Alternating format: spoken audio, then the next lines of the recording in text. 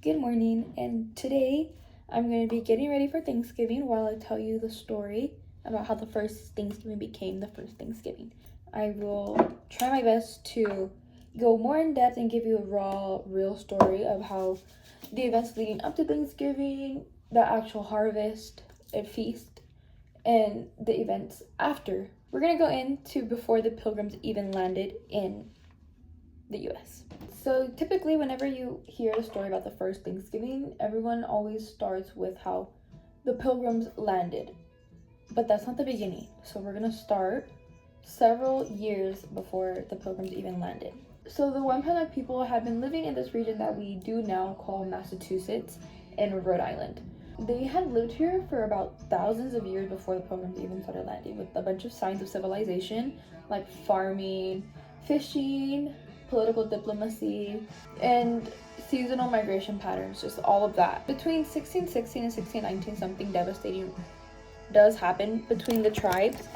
Disease that historians do believe was hepatitis does end up going around the colony, and it is most likely believed to be caused by the European explorers that did settle in the same regions. It did spread through their coastal communities, and it killed up to 90% of the population. So whatever it was, it did go through all the native villages and did end up killing off a bunch of natives.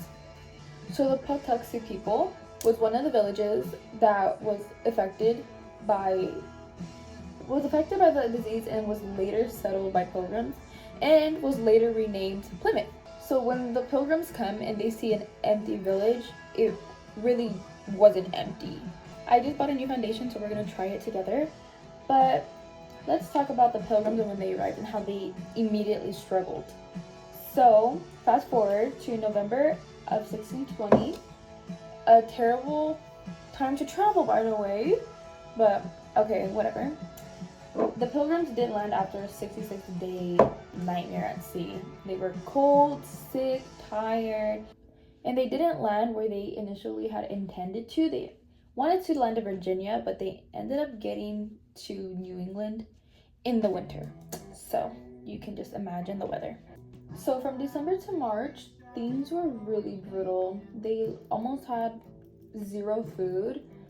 They were living in abandoned homes that were left from past tribes because their homes weren't built yet. But here's the thing, they did survive because they settled in a place that had originally had signs of civilization. So I'm finishing up my base real quick, but let's talk about the Wampanoag Pilgrim Alliance. So let's talk about how this alliance became an alliance.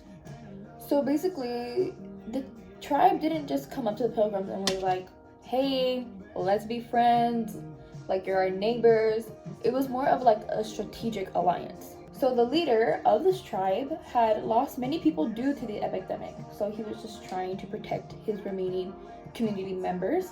So the Pilgrims had weapons and were desperate to live, and the Wampanoag people had agricultural knowledge of the land, they had experience with this land, and they had just a lot more members. This wasn't a friendship alliance, this was simply just because of survival. Okay, so let's get into how the harvest and the feast happened.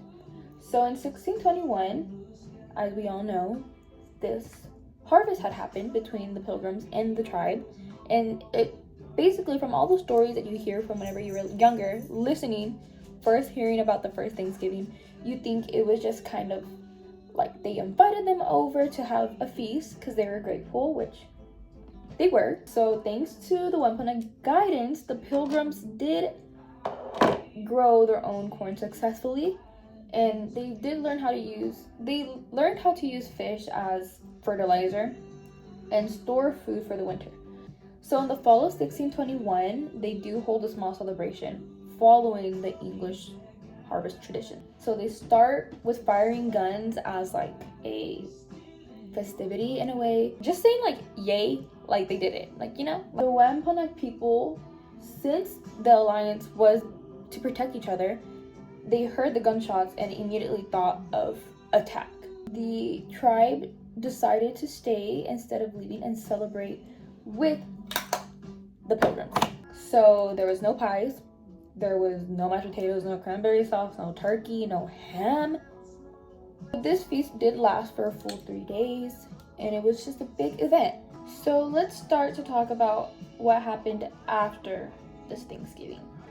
The peace between the Pilgrims and the Wampanoag people didn't necessarily last. The alliance worked for a while, for about 45 years, but as more English settlers arrived, they pushed for more land, more control, and more power. So by 1675, I believe, everything kind of just exploded into this King Philip's War, which was one of the most devastating conflicts between the indigenous people and English colonists in North America.